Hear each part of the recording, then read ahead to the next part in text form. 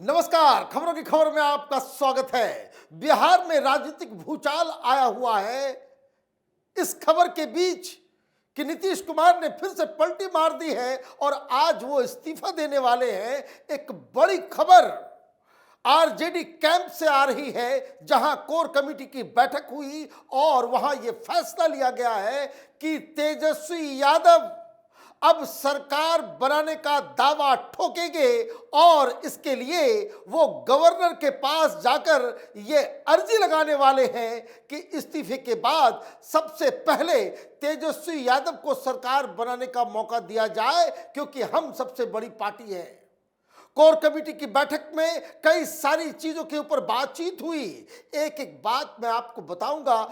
एक inside story भी आ रही है कि इस सरकार के चले जाने के बाद आरजेडी का अगला प्लान क्या है, लालू यादव ने क्या प्लान बना रखा है। लेकिन कोर कमेटी में जब इस बात को लेकर के चर्चा शुरू हुई कि नीतीश बाबू पलट गए, उसके एक दिन पहले ही कल शाम बकायदा अल्टीमेटम दिया गया था नीतीश कुमार को। मनोज झा कैमरे के सामने मीडिया वालों के जरिए उन्होंने नीतीश कुमार से यह गुजारिश की थी कि बहुत कंफ्यूजन का माहौल चल रहा है, आप इंडिया के साथ है नहीं है, इस गठबंधन में है या नहीं है, इस्तीफा देने जा रहे हैं, आप बीजेपी से मिलने जा रहे हैं। ये जो कंफ्यूजन की स्थिति है उसको लेकर शाम तक नीतीश बाबू सारे कंफ्यूजन का समाधान करें, मीडिया के सामने आकर के बयान दे। लेकिन नीतीश बाबू आए नहीं, कोई कंफ्यूजन का समाधान निकला नहीं, कोई क्लैरिटी जेडीयू की तरफ से दी नहीं गई।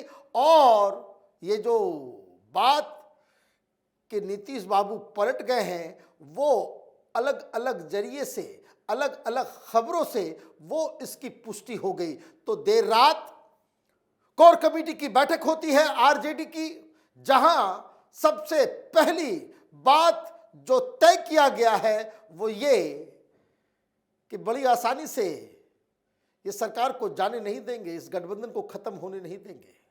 मतलब नीतीश कुमार को मजा चखाया जाएगा। और ये फैसला क्या लिया गया कि चूंकि हम टेक्निकली सबसे बड़ी पार्टी हैं, तो संविधान तो यही कहता है कि जो सबसे बड़ी पार्टी है उसका जो स्टेक है वो पहला है। अगर वो सरकार बनाने को इच्छुक है तो मौका सबसे पहले उनको दिया जाना चाहिए। लेकिन फिर संख्या कहां से आएगी? टोटल 122 सीटें चाहिए, 122 विधायकों का समर्थन चाहिए और बाकी वामदल, कांग्रेस, आरजेडी सब मिलजुल के ये 114 हो रहे हैं। 8 का गैप है, तो ये 8 कहां से लाया जाएगा? और इसी प्लान के तहत की संख्या को बढ़ाया जाए। आरजेडी के लोगों ने बकायदा बातचीत की और ये मांझी साहब की जो पार्टी है हम, वो उन्होंने कंफर्म भी किया कि आरजेडी के लोग बातचीत कर रहे थे। तो उनके विधायकों ने साफ मना कर दिया, वो जीतन राम मांझी की पार्टी आरजेडी के साथ नहीं जाएगी। उन्होंने सामने आकर के इसका ऐलान भी कर दिया। अभी कुछ देर पहले जीतन राम मांझी के एक विधायक ने भी इस बात की पुष्टि की कि संपर्क किया गया था। मतलब अंदर खाने गेम चल रहा है लालू प्रसाद यादव के द्वारा। बड़ी विचित्र स्थिति है। लालू यादव की साख इतनी खराब हो जाएगी। 8, 10, 15 विधायक तो वो बिना किसी एफर्ट के अपने फोन से इधर से उधर करवा सकते थे। ये हैसियत थी लालू प्रसाद यादव की। लेकिन अब वो दर दर की ठोकरें खा रहे हैं जहां जहां जा रहे हैं। लेकिन प्लान अभी खत्म नहीं हुआ। वहां पे बहुत सारी चीजों के ऊपर डिस्कशन की गई। अगर वहां पे हम दावा ठोकते हैं सरकार बनाने का तो संख्या मांगा जाएगा। लेकिन नीतीश बाबू ने पहले से ही इस सवाल का जवाब ढूंढ निकाला है। भारतीय जनता पार्टी और जेडीयू ऑलरेडी अपने विधायकों के दस्तखत लेकर के बैठी हुई है। सिर्फ कवर लेटर डालना है, उसको ले जाकर के देना है। तो खबर यह कि आज शाम तक इस्तीफा होगा और साथ साथ वो समर्थन पत्र भी चला जाएगा और उसके बाद सरकार बदल जाएगी। तो फिर ये तेजस्वी यादव क्या प्लान कर रहे हैं कि बड़ी आसानी से नहीं छोड़ेंगे। तो प्लान नंबर 1 कि अगर हमारे दावे को दरकिनार करके नीतीश कुमार को फिर से शपथ दिलाने की बात होती है तो हम राज्यपाल के दफ्तर को घेर लेंगे। कानून आरजेडी के साथ नहीं है, क्योंकि आरजेडी जब ये स्टेक करेगी तो सबसे पहला काम जो हर राज्य में होता है इस तरह की स्थिति में कि राज्यपाल ये कहते हैं कि भाई किन किन विधायकों का आपका समर्थन है उसकी लिस्ट दें। उससे भी अगर गवर्नर सेटिस्फाई नहीं होंगे तो कहेंगे भाई आप उनको परेड कराएं, मिलवाइए मुझसे क्या आपके साथ कौन कौन है। इधर तैयारी पूरी है तो उधर क्या होगा। अब उधर ये होने वाला है कि इन्होंने कहा है कि जेडीयू को तोड़ा जा सकता है। तो जेडीयू को तोड़ने के लिए टोटल सीटें जो विधायक हैं जेडीयू के पास वो 45 है, तो पार्टी को तोड़ने के लिए कम से कम 30 विधायक की आवश्यकता होगी। 30 विधायक को अपनी तरफ लेकर के आना यह बड़ा मुश्किल काम होगा। तो प्लान बी किया जा रहा है कि बजट सत्र के पहले, क्योंकि अब संख्या इनको पूरी करनी है, तो दूसरा एक फार्मूला यह भी हो सकता है कि 8 की कमी है तो 16 विधायक अगर जेडीयू से इस्तीफा दे दे तो उससे यह होगा कि जो बहुमत का जो आंकड़ा है वो घट के आ जाएगा 114, वो हमारे पास है। स्पीकर लालू यादव की पार्टी के हैं तो वो मैनेज किया जा सकता है। तो अब आरजेडी इस फिराक में लगी हुई है कि जेडीयू के 16 विधायकों से इस्तीफा दिलवाया जाए।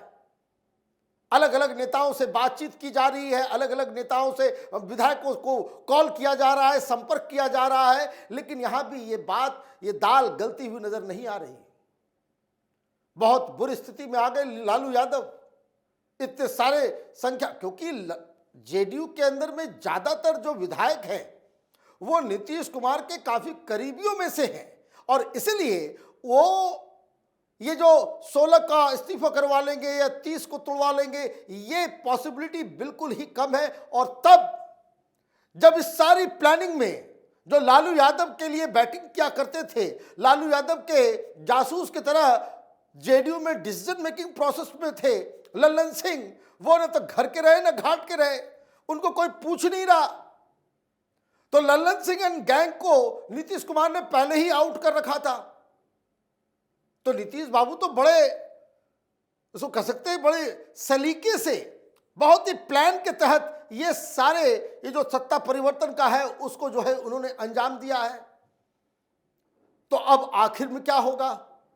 आखिर में होगा ये, तो लालू यादव ने ये फैसला किया है कि हम लोग बहुत हंगामा करेंगे, बहुत अटैक होगा, हंगामा और भड़काऊ बयान भी आएंगे, गाली गलौज भी होगा और हिंसा का भी चांसेस बिहार के अंदर वो बनता नजर आ रहा है।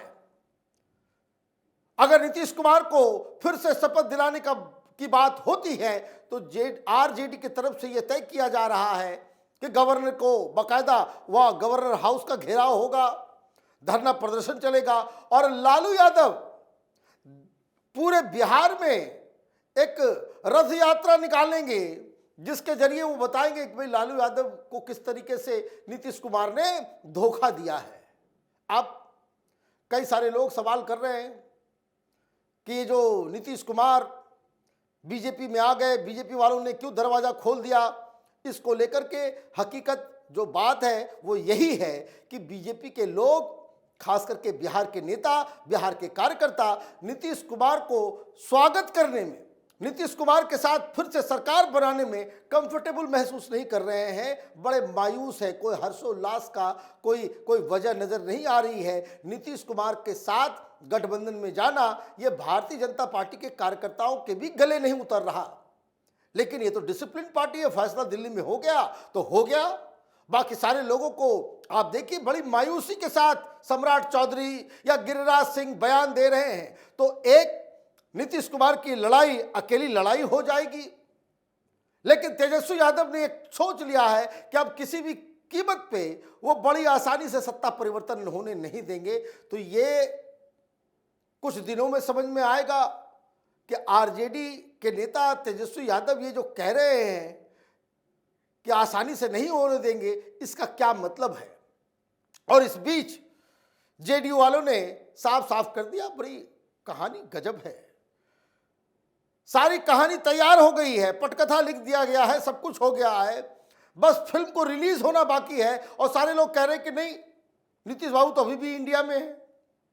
तेजस्वी यादव के प्रवक्ता टेलीविजन पे आ रहे हैं कि कोई ये सिर्फ मीडिया में बवाल चल रहा है, सरकार जो है वो काम कर रही है।